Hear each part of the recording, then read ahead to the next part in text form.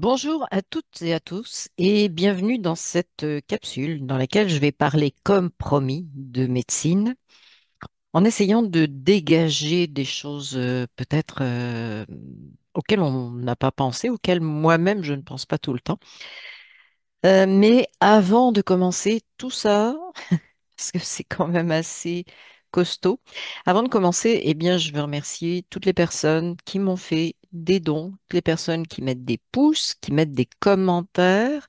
J'ai eu des commentaires très intéressants sur la dernière vidéo. Et puis, je remercie toutes les personnes, évidemment, qui font des partages pour qu'on essaie de diffuser un petit peu, euh, non pas la vérité, mais surtout d'amener des questionnements, d'amener des remises en question, même si la conclusion c'est ben non, je reste comme comme j'étais avant. C'est pas grave. L'essentiel est de se questionner et de prendre une décision libre et éclairée, comme on dit. Bien, donc je vais faire un petit rappel historique sur la médecine, mais vraiment très très rapide. Je vais mettre le lien des vidéos qui parlent donc de cette histoire de la médecine qui sont sur CrowdBunker. Je vais mettre les liens en dessous de cette vidéo, ainsi que les documents qui sont sur mon site. Donc, un bref rappel de l'histoire. La médecine moderne, ok, hein, celle que, voilà, on dit là, avec un grand L, paraît-il. La médecine moderne, eh bien, a été poussée par qui? Ben, par Rockefeller. Eh ben oui, hein, fallait bien le trouver quelque part. Et pourquoi? Ben, pour moi, c'est quand même on met le doigt sur quelque chose de très important, c'est-à-dire que ces gens-là qui sont sous la coupe de ceux qui dirigent notre monde, on peut l'appeler matriciel, etc. Bref, hein, parce que Rockefeller, c'est un pion lui aussi eh bien, ont touché deux domaines avec Rockefeller et Rothschild, le domaine de la santé, dont Rockefeller s'est beaucoup occupé, et le domaine des finances, hein. Donc, les leviers, vous voyez lesquels? Je te fais peur, tu vas mourir, mourir parce que tu pourras plus rien t'acheter, parce que tu pourras plus avoir accès à quoi que ce soit les finances et tu vas mourir parce que tu prendras pas nos solutions, entre guillemets. Hein. Voilà, donc on joue avec la peur, une peur fondamentale, une peur, peur du manque, peur de la mort, on joue avec tout ça. Et donc on retrouve ces personnages de l'histoire récente. Hein. On rappelle que c'est fin 19e pour Rockefeller et fin 19e et 20e. Donc, c'est pas vieux du tout. Alors bon, au départ, le premier Rockefeller, qu'est-ce qu'il faisait? Il vendait du pétrole en bouteille en disant aux gens, buvez-en, ça va vous guérir. Non, non, mais c'est pas une blague. C'est pas une blague. Lisez l'histoire. C'est vraiment intéressant. Et puis bon, exploitant de pétrole, etc., à un moment donné, il a eu des embrouilles avec la justice et il a créé une fondation. Tiens, on connaît ça déjà. Tiens, les fondations. Ah, on a une réédition avec Bilou Bilou, des fondations, qui se mêlent de médecine par des gens qui ne sont pas médecins, qui ne sont pas du domaine. Bref, c'était juste une parenthèse. Donc, il m'est fait une fondation et là, il met la main sur quoi? Ben, les hôpitaux et pour que ça fonctionne, l'enseignement de la médecine, c'est-à-dire les facultés, les universités, les écoles de médecine. Voilà. Donc tout ça est financé par ce généreux Rock Machin qui tout simplement voulait se sortir d'une poursuite pour un problème financier, une fraude carrément, hein. Il voulait donc se sortir de sa fraude en devenant généreux. Et donc, il a mis la main sur tout ça et résultat des courses. Donc ça, c'était en 1913 à peu près, pour vous le situer. Résultat des courses, 6 ans plus tard, 1919. euh, les médecins de l'époque, qui n'étaient pas encore sous la coupe, qui avaient été formés avant ces écoles de médecine de Rock-Machin, euh, travaillaient beaucoup sur les vitamines, les plantes, etc. Bon, il y avait beaucoup de recherches qui se faisaient à ce niveau-là d'autres systèmes aussi. électrique, magnétique, etc. Bon, je ne ferai pas la liste de tout, mais il y avait beaucoup de pistes qui étaient explorées. Et tout d'un coup, non, interdiction 2019, fini, terminé.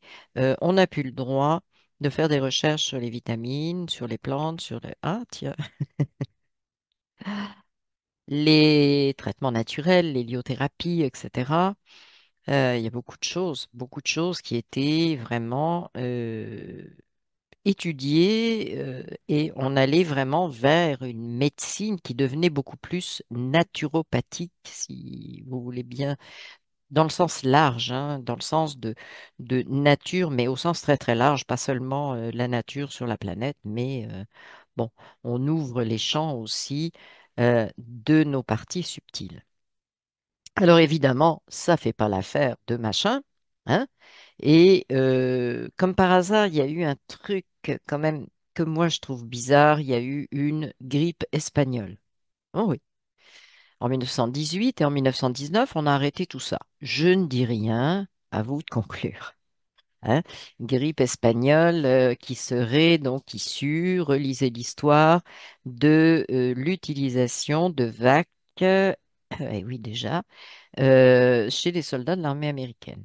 Relisez cette histoire, je ne peux pas tout dire dans cette vidéo, mais c'est très intéressant. Donc voilà, on est à planter le décor, 1919-1920, on commence, 100 ans, hein, une centaine d'années, on commence ce fameux parcours qui nous amène là où on en est. Eh bien oui. Ce qui me dérange, ce n'est pas que cette médecine euh, existe. Ce n'est pas que cette médecine essaie de faire des recherches, de fonctionner, etc. C'est qu'elle se présente comme la solution unique, OK? Comme un diktat, comme il n'y a pas d'autre choix. Et on va même, les collèges de médecins sont très, collèges et ordres des médecins sont très, très bien ficelés pour ça. On va même poursuivre ceux qui pensent autrement, qui pensent, ou qui pratiquent d'autres choses, la naturopathie, etc.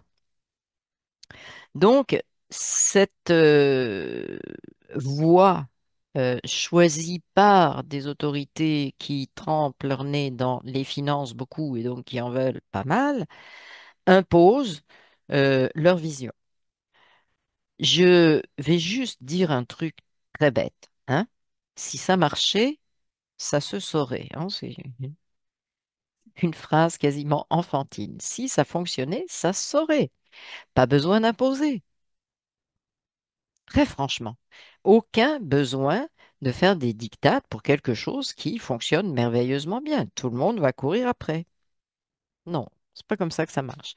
Donc déjà là, en ce qui me concerne, logiquement, ça met un doute dans ma tête. Parce que pourquoi vouloir forcer à ce point-là, faire taire les autres, forcer ce non-choix de médecine, si justement cette médecine-là, c'est la meilleure? Ben, si c'est la meilleure, tout le monde va s'en rendre compte. OK? L'autre chose qui est quand même assez suspect, c'est que cette médecine, façon de soigner, pas de guérir, parce que là, on a une dérive aussi de ce qu'est la médecine. Cette médecine ne cherche pas nécessairement à guérir. Bah, elle va vous guérir d'une grippe, soi-disant. Bah oui, mais une grippe qui se guérit toute seule. Par contre, quand on tombe sur des choses plus graves, elle soigne, mais elle ne guérit pas. Donc, ça veut dire que votre corps est toujours en état de maladie et dépendant de quoi? Ben, dépendant euh, du copain qui là vient du côté, parce qu'on avait Rock machin qui était aux États-Unis, le copain qui vient de l'autre côté, ils se sont associés un petit peu à peu près au moment de la Seconde Guerre mondiale, un petit peu avant, ouais, un petit peu avant, pas mal.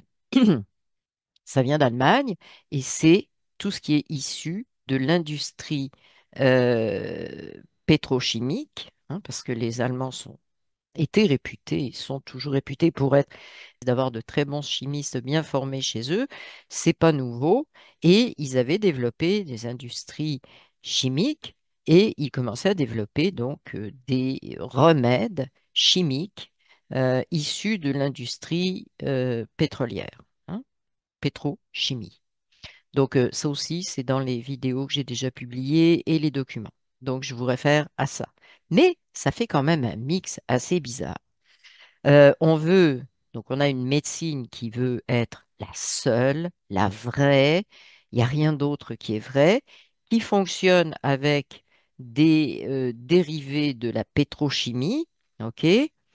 Euh, un petit peu des plantes, mais ça j'en reparlerai une autre fois parce qu'il y a un gros problème avec l'utilisation la copie des parties active des plantes. Hein, ça vaut le coup que je développe ça à un moment donné, mais pas maintenant. Donc, on s'associe avec l'industrie pétrochimique, hein, pour faire des remèdes. Et là, on dit, tout le monde, tous ceux qui veulent prendre de la lavande, eh ben, non, non, il faut plus, c'est dangereux.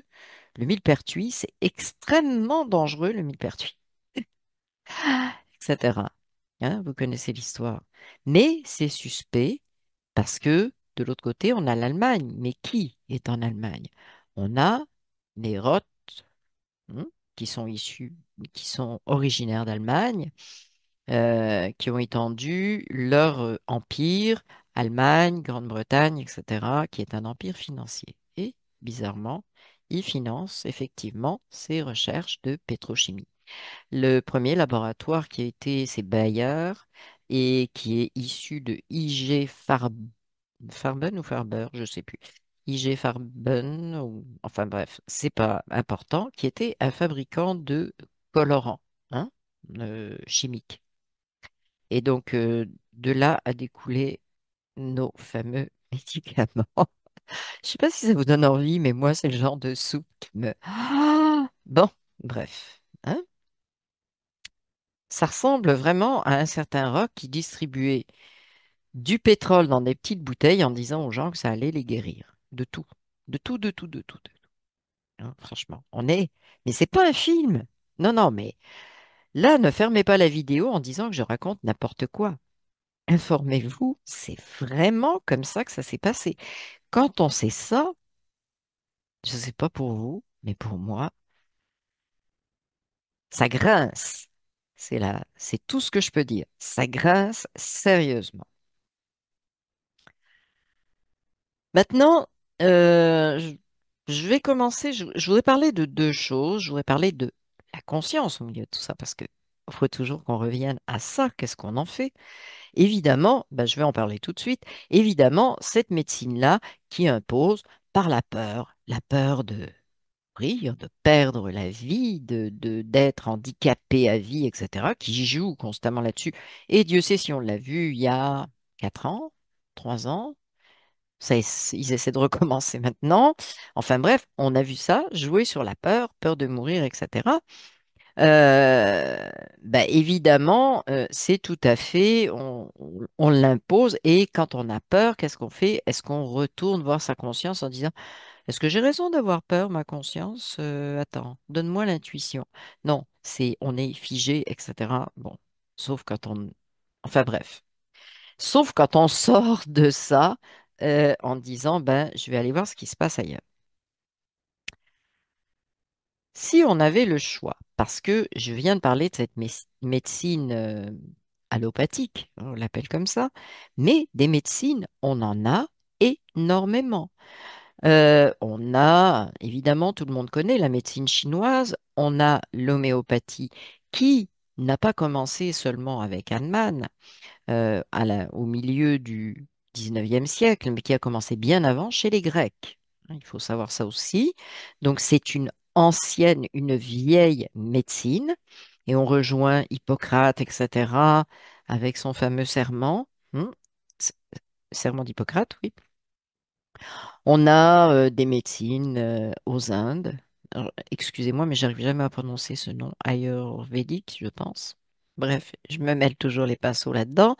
On en a dans toutes les cultures. Toutes les cultures ont développé finalement leur médecine. On a le chamanisme, le vrai. Et tout ça basé aussi sur l'utilisation d'herbes, de produits de la nature, hein, herbes ou autres, qui sont produites par la nature. Donc, on a énormément de médecines et on en a qui se sont développées plus récemment. Bon, on a la gémothérapie, on a, euh, je ne vais pas tous les citer, les huiles essentielles, on a aussi des techniques qui permettent de manipuler, de remettre le squelette au bon endroit. Et Dieu sait si la circulation de l'énergie est liée aussi à ce squelette. Donc, on a la chiropractie qui est connue, l'ostéopathie. On a plein, plein, plein de techniques à notre disposition de médecine. Mais quand on dit la médecine, c'est uniquement cette médecine allopathique qui veut s'imposer. Le reste, d'ailleurs, on les appelle quoi? On les appelle médecine complémentaire ou alternative. Complémentaire à quoi? Ben, à la reine de la médecine, c'est-à-dire la médecine allopathique. C'est-à-dire que on a par exemple la médecine chinoise qui a 5000 ans, qui est juste complémentaire d'un truc qui a un peu plus d'une centaine d'années. Expliquez-moi, moi je comprends pas. Je, je dois être bouché, je dois avoir, mais je comprends pas. Je comprends pas que une médecine de 5000 ans soit devenue juste un petit ajout complémentaire d'un truc qu'on a développé assez artificiellement depuis un peu plus d'une centaine d'années. Si quelqu'un a l'explication, je suis preneuse. Enfin bon, pour l'examiner, hein, et pas pour acheter. Donc, on a ce hiatus avec la médecine qui est, voilà, elle veut s'imposer. Je l'ai dit, si ça marchait, ça se saurait. Il n'y aurait pas besoin d'imposer quoi que ce soit. Tout le monde courrait pour avoir cette fameuse solution extraordinaire. Comment je vois euh, la médecine?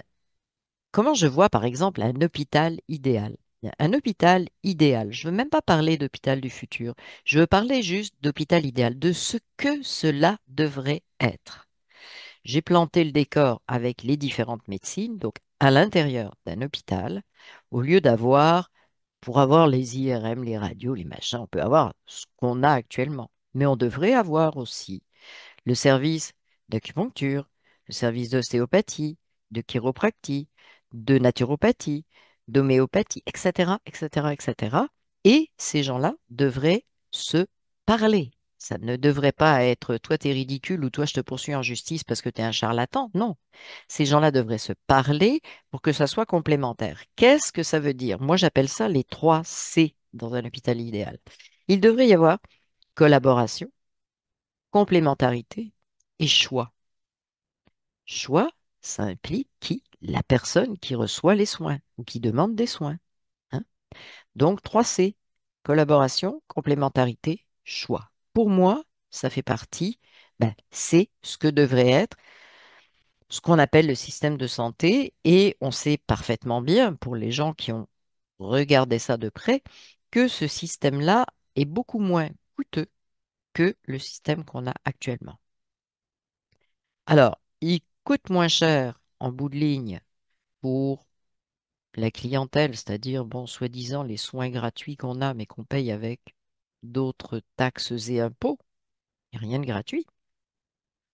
Donc, ça serait beaucoup plus équilibré au niveau économique et au niveau santé, on arriverait à des solutions qui sont des solutions de guérison et, et non pas des solutions de soins.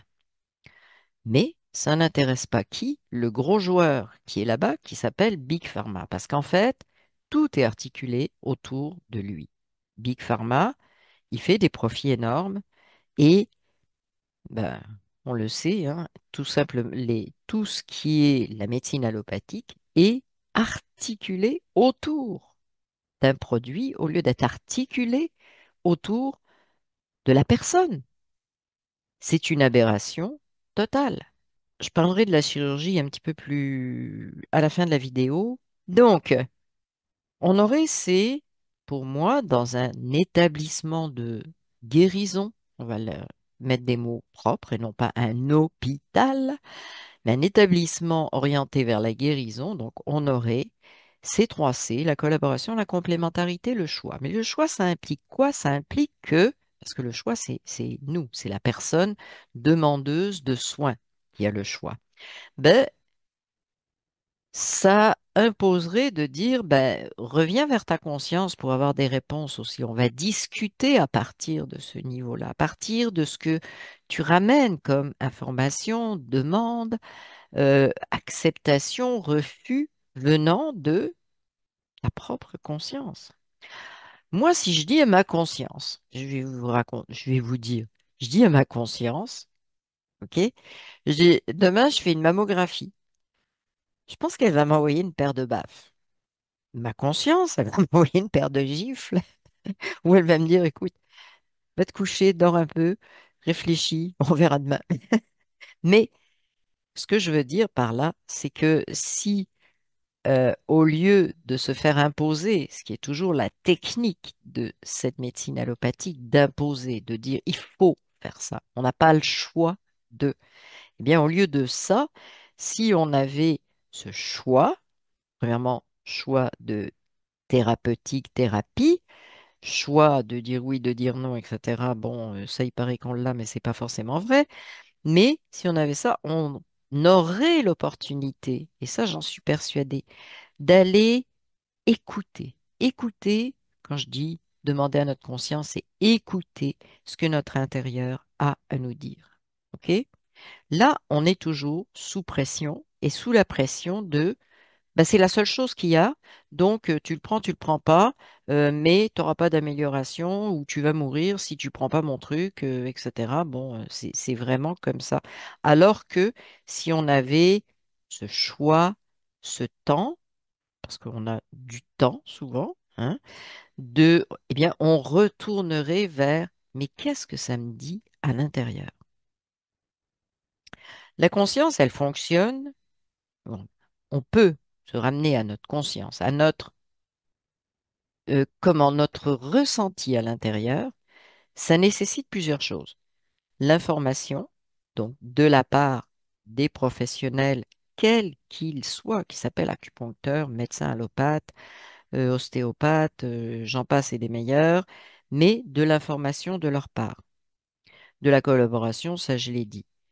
De l'impartialité dans l'information donnée, hein, et la liberté de choix, parce qu'en dernier recours, c'est mon corps, il m'appartient, et c'est moi qui ai le choix, sans avoir à subir de pression quelle qu'elle soit. Et de la transparence, évidemment, chose qu'on n'a pratiquement pas, on n'a pas de transparence dans la médecine allopathique pour une bonne raison, ben, c'est que, il faut imposer. On ne peut pas imposer en étant transparent. Ça ne marche pas.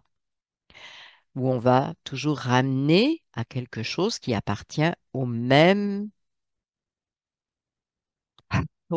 ensemble, j'appellerais, parce que je ne sais même pas comment l'appeler, hein, cette médecine allopathique. Ah, bah, tu veux pas ça, bah, on va te donner telle pilule à la place. Ça ramène toujours à l'intérieur du même ensemble et non pas à une collaboration avec l'extérieur. Quelques mots de la chirurgie, je l'ai promis, je vais finir là-dessus.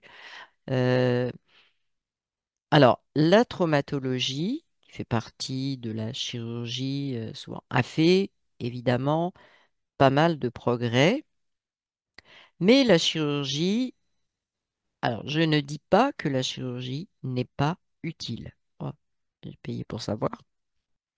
La chirurgie a son utilité.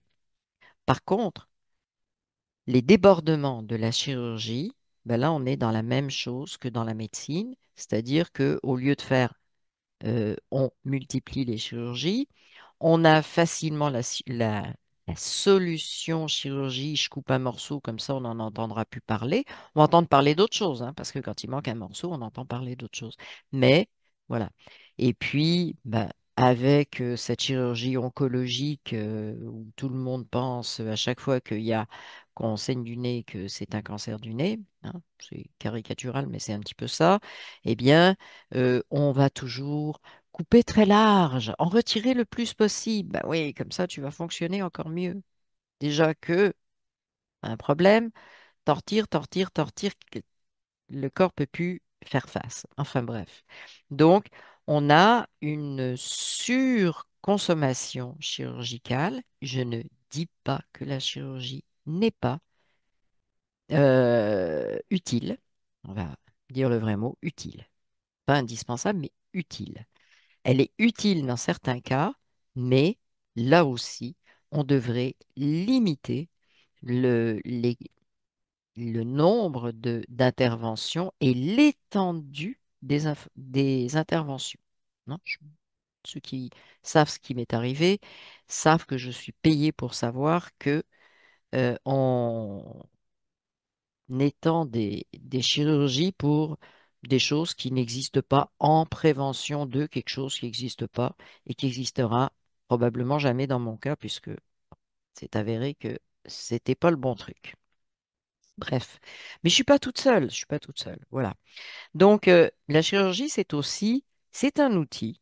Elle fait partie, on la met dans la médecine, mais moi, je la mettrais à part, comme on a la chiropractie, comme on a l'ostéo, l'homéo, etc. Je mettrais la chirurgie en dehors de cette médecine. Un outil qu'on utilise. Alors, pareil, en collaboration avec les autres spécialités. Bon, on parle d'hypnothérapie, par exemple, au niveau de la gestion de la douleur, d'acupuncture, au niveau... Bref, quoi, je la mets à part comme une autre façon de soigner, mais qui doit de la même façon se mettre sur le mode collaboration, pas uniquement avec la médecine allopathique, mais avec tout ce qui est disponible pour aller sur le chemin de la guérison. Donc en fait, c'est ce que je voulais développer. Pourquoi? Parce que moi, ce qui me choque, ça n'est pas que la médecine allopathique existe. Non, pas du tout. Moi, tout le monde a le droit de vivre, de développer ses trucs. Et les gens qui veulent manger de la chimie, de la pétrochimie, mais c'est tant mieux, c'est leur expérience et c'est leur vie.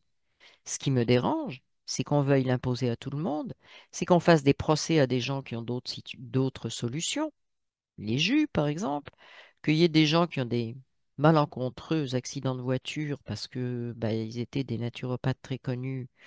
Moi, c'est ce que j'en pense. Euh, bref, ce qui me dérange, c'est ça, c'est que on veuille imposer, hein. On veuille faire taire vraiment tout le monde.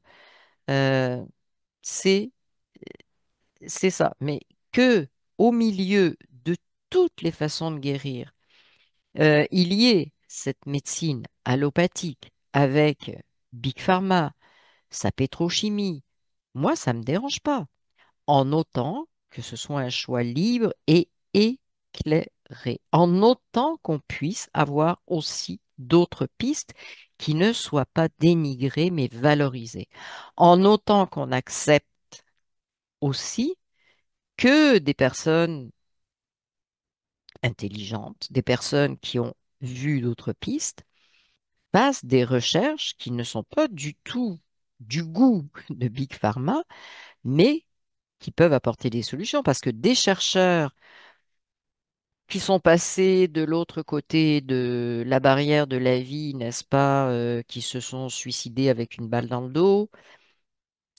c'est une image, on en a beaucoup, et c'était comme par hasard, toujours des chercheurs qui n'allaient pas dans le sens de cette pétrochimie, hein, à avaler en petites capsules, là. Elles sont pas rouges, celles-là, elles sont bleues, mais on en a énormément. Donc, en autant qu'on arrête tout ça, qu'on reprenne tout ça en main, moi, je n'ai rien contre cette médecine allopathique. De temps en temps, on peut l'utiliser. L'idéal est d'être sur un choix permanent. Un choix permanent, ça veut dire aussi qu'on est beaucoup mieux informé.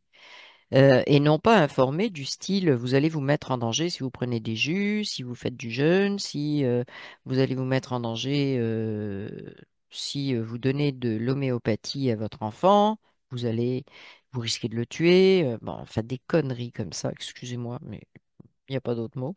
Donc, en autant qu'on ait le choix, la formation, l'information, eh bien, pour moi, tout le monde peut exister. Sauf que Big Pharma, ben, c'est c'est un monstre de pouvoir, hein, parce que c'est mis en place par ces gens de pouvoir dont je vous ai parlé au début,